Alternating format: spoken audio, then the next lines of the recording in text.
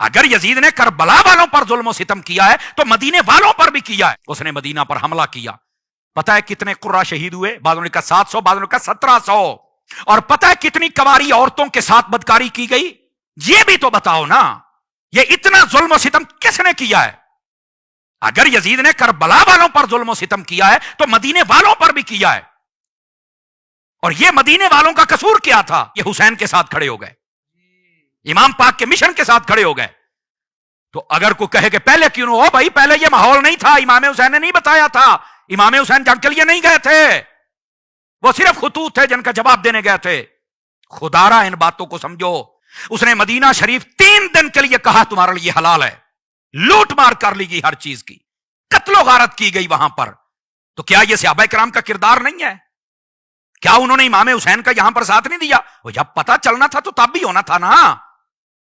اب یہ ہیں اصل حقائق جن کو لوگ چھپاتے ہیں اور بات واضح نہیں کرتے. نہیں میرے عزیز, ایسی کوئی بات نہیں. اور میں اگلی بات بھی آپ کو بتاؤں, جب انہوں نے مکے پر حملہ کیا تو آپ کو پتہ ہے یہ بات بڑی سننے والی ہے, مکے پر جب حملہ کیا حضرت عبداللہ بن زبیر, ان کو جب قتل کیا, شہید کیا, 40 دن تک خانہ کعبہ کے ساتھ آپ کی لاش کو لٹکا کے کھڑا کیا گیا تھا. حضرت جی خدا کے لیے صحابہ کرام کے اس کردار کو واضح کیا جائے. اور یہ حضرت حافظ صاحب آپ کو, آپ کی ٹیم کو, آپ کے ادارے کو لاکھوں سلام جنہوں نے یہ موضوع رکھا ہے تاکہ لوگوں کے سامنے حقائق پہنچے.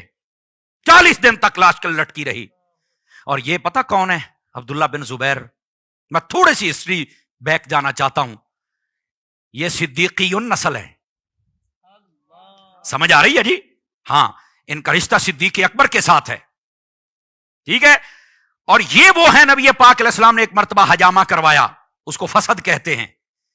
تو جب خون کا پیالہ بھر گیا نا تو فرمایا اس کو وہاں پھینکو جہاں کوئی دیکھے نہیں. تو آپ جب لے کے گئے نا تو آپ نے پھینکنے کا ارادہ کیا. دیکھو اے صدیقیوں کا خون کیسے جوش مارتا ہے محبت اور عشق رسول میں. حضرت عبداللہ بن زبیر جب پھینکنے لگے تو خیال آیا کہ یار یہاں پر تو کسی جانور کے پاؤں آ سکتے ہیں, کسی انسان کے, یہ بے ادبی ہو سکتی ہے. اور حضور نے فرمایا وہاں پر دفن کرنا کو دیکھے نا.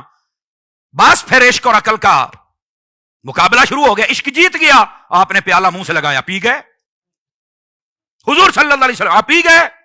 جب واپس آئے غیبوں پر خبردار نبی صلی اللہ علیہ وسلم, آپ نے فرمایا عبداللہ بن زبیر کہاں دفن کر کے آئے ہو؟ فرمایا وہاں جہاں کو دیکھے نا. فرمایا اس کا مطلب ہے پی گئے ہو, پیٹ میں رکھ لیا ہے, کسی کا پاؤں بھی نہیں آ سکتا, اس کا مطلب پیٹ میں رکھ دیا ہے. کہا بالکل.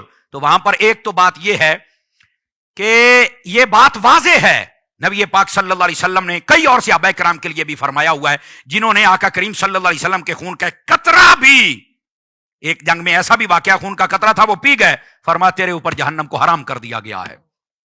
ایک قطرہ جس میں آ جائے وہ جہنم سے آزاد ہے. تو حسین تو ہے ہی خون رسول, آل رسول کا کیا مقام ہے.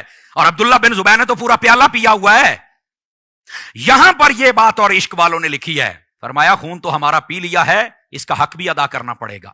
یہ جب موقع آیا تو ان کی جو والدہ تھی اتنی بوڑھی ہو چکی تھی کہ ان کی آنکھوں کے یہ پلکیں پکڑ کر اوپر کر کے دیکھنا پڑتا تھا, اتنی ڈھلکی ہوئی تھی کہ ان کو نظر نہیں آتا تھا جب تک پکڑ کے اوپر نہیں دیکھتے تھے. تو آپ کی جب لاشا مبارک لٹکا ہوا تھا تو آپ ایسے ہٹاتی تو بجائے اس کے کہ واویلا ماتم کرتی اور روتی اور پیٹتی اور گریبان پھاڑتی اور چہرے پہ تھپڑ مارتی, بال بکھیرتی, دوپٹہ اتارتی, نہیں کیا یہ اہل بیت اور صحابہ کرام نے. وہاں پر پتہ کیا کہا؟ بیٹا تو نے رسول اللہ کا خون مبارک جب پیا تھا تو تجھے کہا گیا تھا حق ادا کرنا پڑے گا. بیٹا وہ حق یہ ادا کرنا پڑے گا. اس کا مطلب ہے جس نے پیالہ پیا اگر اسے سولی پر چڑھنا پڑا تو جس میں خون تھا اس نے پر نیزے پر چڑھ کے قرآن تو پڑھنا ہی تھا نا. یہ ہیں اصل حقائق.